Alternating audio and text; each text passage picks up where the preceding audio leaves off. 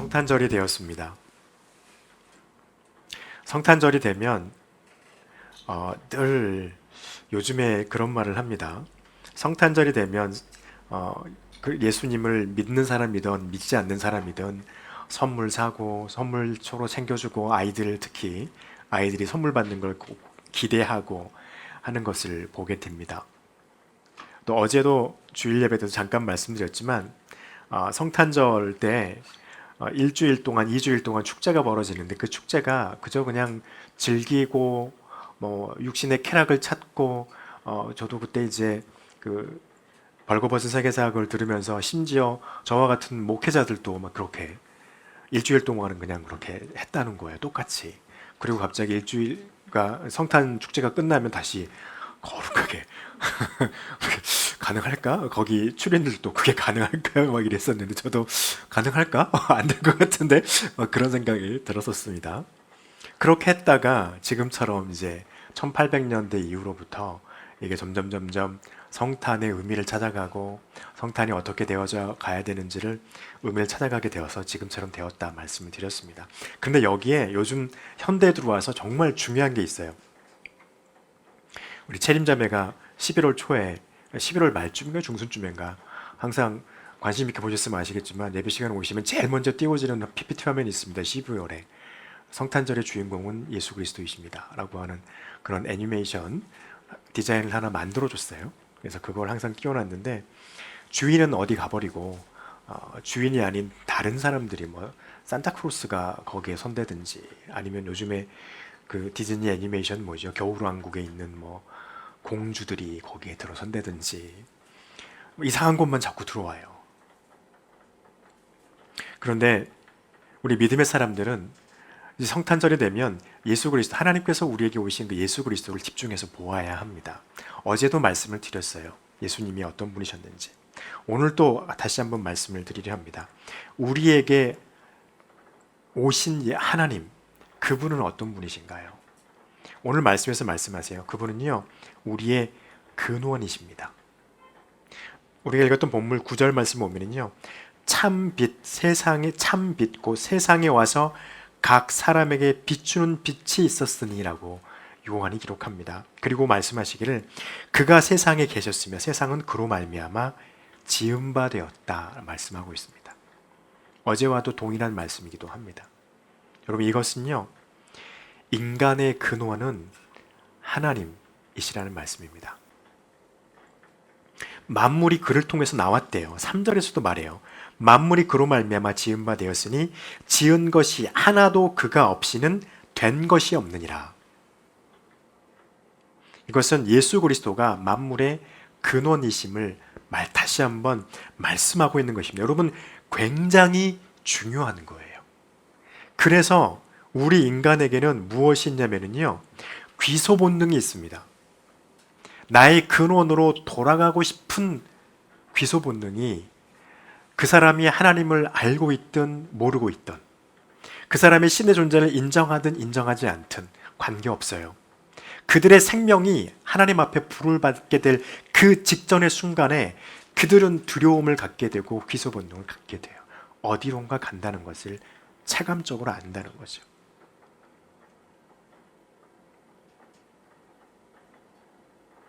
이 빛은 우리 인간뿐만 아니라요, 모든 창조물들이, 온 우주가 하나님의 말씀으로 창조된 온 우주의 것들이 이 하나님의 영광을 염원하고 있어요. 왜냐하면 그것이 우리의 근원이기 때문에요. 당연히 그 근원과 연결이 죄로 인해서 끊겨 있기 때문에 그것을 바랍니다. 그래서 어떤 일이 벌어집니까? 우리는 하나님의 영광이 비쳤을 때 두려워해요. 끊겨 있으니까. 여러분 5절 말씀 보세요. 빛이 어둠에 비침해 어둠이 깨닫지 못하더라. 왜 깨닫지 못할까요? 두렵기 때문입니다. 알지 못하기 때문입니다. 4절 말씀 또 이렇게 증언합니다. 그 안에 생명이 있으니 이 생명은 사람들의 빛이라. 그래서 주님께서 우리에게 뭐라 말씀하셨습니까? 내 안에 참 생명이 있다 말씀하시잖아요. 그리고 말씀하시기를요, 내 살과 피는 너희에게 참 생명을 줄 것이다. 말씀하셨습니다. 우리는 그것을 너무 기억합니다. 여러분, 그래서요, 참 빛 대신 예수 그리스도, 그분은 저와 여러분의 근원 되십니다. 그분이 오늘 저와 여러분에게 아기의 모습으로 오셨어요. 그리고 예수 그리스도, 아기 예수 그리스도는요, 의지할 자로 오셨습니다. 가끔은 이런 사람들 많이 있잖아요. 예수 그리스도 그러면 세상의 4대 성자 중에 한 사람, 이렇게 말합니다. 그러면서 그 성자들의 사상을 사람들이 막 연구해요. 그리고 뭐 공자가 어떻고, 뭐 노노가 어떻고, 그다음에 석가모니가 어떻고, 예수가 어떻고, 예수를 그저 사람으로 생각을 합니다. 그래서 그 사람들의 그 성자로 생각하고 그들이 가르쳤던 것을 가지고 그들의 사상을 막 학문적으로 나열하고 구분하고 하려고 해요. 네, 다른 사람은 되죠. 근데 예수 그리스도는 잘 안 돼요. 왜냐하면 해석이 안 되는 말씀이 너무도 많기 때문이다. 말씀드렸잖아요.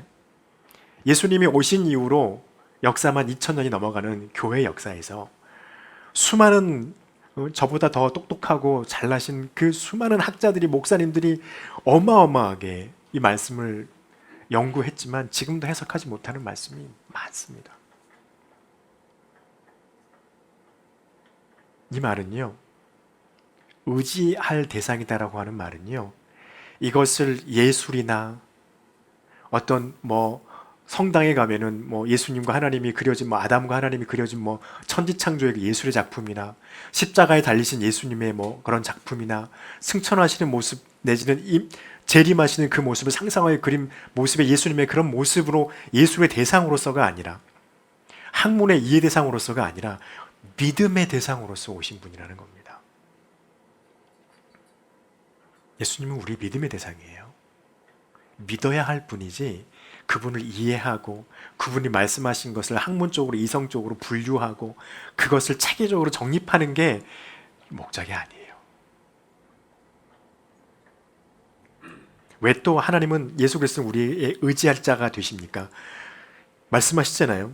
12절에 하나님의 자녀가 되는 권세를 어디다 두셨습니까? 예수 안에 두셨기 때문입니다. 그래서 우리는 반드시 예수님을 의지해야만 해요. 그렇지 않으면 우리는 하나님의 자녀가 될 수 없기 때문입니다. 하나님의 자녀가 되지 못하면요, 우리가 하나님의 부름을 받고 주님의 심판 앞에 섰을 때 우리의 영혼의 삶은 어떻게 될지 몰라요. 성경에 의하면 하나님의 자녀가 되지 못하면 심판의 부활이에요. 굉장히 두려운 것이죠. 근데 주님, 요한은 말씀하세요. 영접하는 자, 곧 그 이름을 믿는 자들에게는 하나님의 자녀가 되는 권세를 주셨습니다. 대단하잖아요. 저를 따라서 한번 해보시죠. 여러분의 오른손으로 이렇게 어깨를 쓰다듬으시면서 대단하다. 한번 더, 대단하다. 얼마나 대단합니까? 여러분이 하나님의 자녀가 되셨는데 감히 누가 하나님의 자녀가 될 수 있습니까? 그런데 중요한 게 있습니다. 이 우리가 쓰다듬어 대단하다, 너 하나님의 자녀가 됐어. 문제는 뭡니까? 하나님이 저와 여러분에게 선물로 주셨다는 거예요. 내가 대단해서가 아니라 우리가 예수 그리스도를 하나님의 아들로 믿었더니 그 안에 있는 하나님의 은혜, 영접하는 자, 곧 그 이름을 믿는 자들에게는 하나님의 자녀가 되는 권세를 선물로 주셨어요. 얼마나 귀한 은혜입니까? 그러니까 우리는요, 예수 그리스도를 이해의 대상이 아니라 분석의 대상이 아니라 예술의 대상이 아니라 믿음의 대상으로 의지해야만 합니다. 의지해도 되고 안 해도 되고가 아니에요. 믿지 않아도 되고 믿지 않아도 되고가 아니에요. 인정해도 되고 인정하지 않아도 되고가 아니에요. 인정해야 되고 믿어야 되고요. 우리는 예수님을 의지해야만 합니다. 세상의 사람들이 저와 여러분을 향해서 그렇지 않아도 돼, 왜 그렇게 멍청하고 미련한 짓을 해? 라고 우리에게 손가락질하고 지적해도요, 우리는 굳건하게 세상 앞에 서야 합니다. 그게 성경이 말하는 믿음이에요. 사도 바울이 뭐라 합니까? 세상의 수많은 그 지식들을 나의 배변물보다 더 못하게 여기고 나는 오직 예수 그리스도의 십자가만을 잡고 그것을 자랑하리라 고백하잖아요. 그 고백이 저와 여러분의 믿음이 되기를 축복합니다. 여기 앉아 계신 분들은 그것을 고백하고 있는 분들이에요. 왜요? 그래야 우리가 구원을 얻으니까.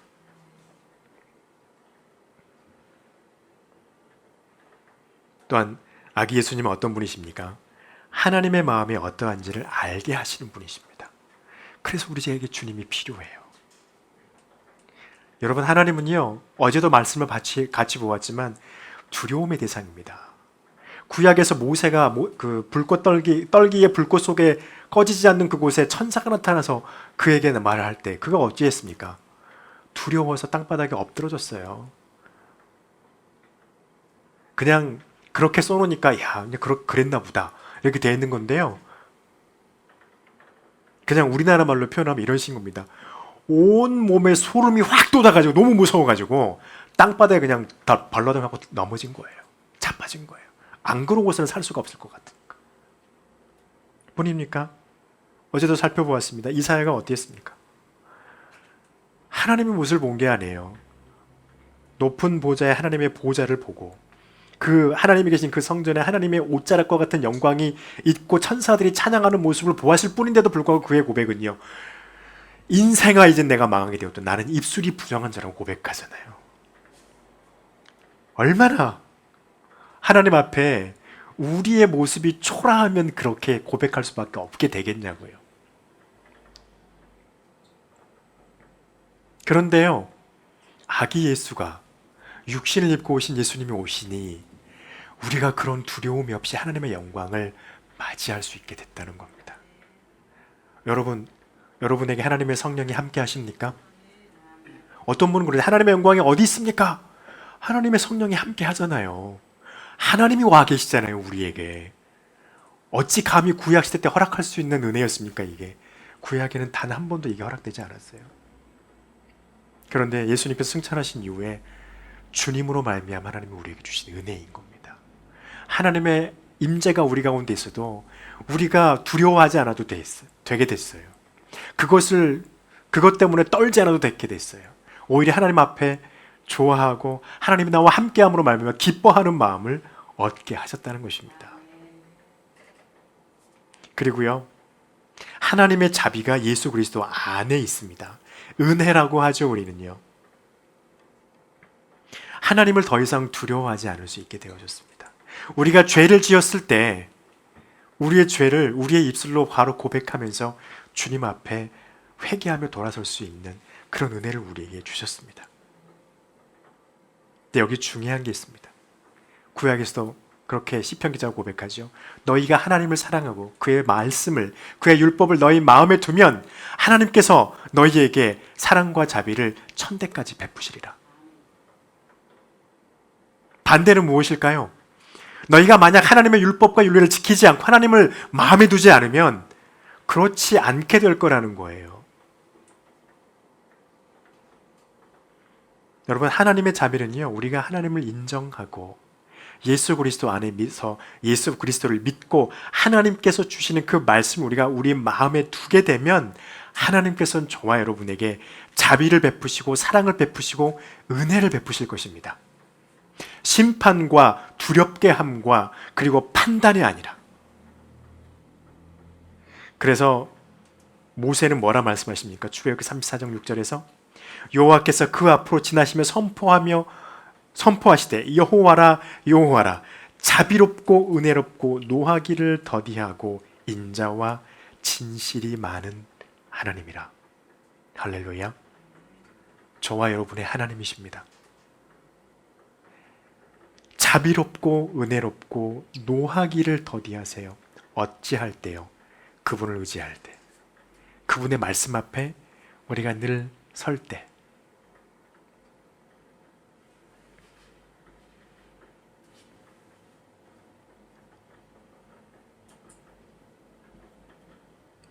여러분, 여기에 또 하나 중요한 게 있습니다. 하나님의 진리를 우리가 알아야 합니다. 하나님의 진리는 저와 여러분의 구원을 위한 것입니다. 다른 거 아닙니다. 어떤 세상에 변하지 않는 어떤 지혜롭고 그런 원리와 이치를 찾는 것을 깨닫는 것이 진리가 아닙니다. 하나님 앞에 예수 그리스도 안에 있는 그 진리는요, 우리가 하나님 앞에서 구원 얻는 거예요. 근데 그 구원이 어떻게 됩니까? 영접하는 자에게 구원이 임합니다. 근데 이 구원을 얻는 것이 어떠한 것입니까? 혈통으로나 육정으로나 사람의 뜻으로 나지 아니하고 하나님께서로부터 난 자들이니라 말씀하세요. 하나님께로부터 난 자들이 누구입니까? 그리스도 안에 들어와 있는 자들입니다. 그리스도 안에 진리가 있는 것을 발견하고 그 진리를 내 것으로 만들려고 하나님 앞에 다가오는 자들이 육정으로나 혈통으로나 사람의 뜻으로 난 사람들이 아니라 하나님의 뜻으로 난 사람들이라는 거예요. 그들에게 다가오신 분이 어떤 분이십니까? 말씀이 육신이 되어서 우리 가운데 거하시는 하나님이에요. 여러분, 하나님의 진리는요, 예수 그리스도를 통해서만 있습니다. 그래서 우리가 지난번도 같이 보았지만 요한복음 14장 6절에서 예수님께서 우리에게 무엇이라 말씀하셨습니까? 예수께서 이르시되 내가 곧 길이요 진리요 생명이니 나로 말미암지 않고는 아버지께로 올 자가 없다 말씀하셨습니다.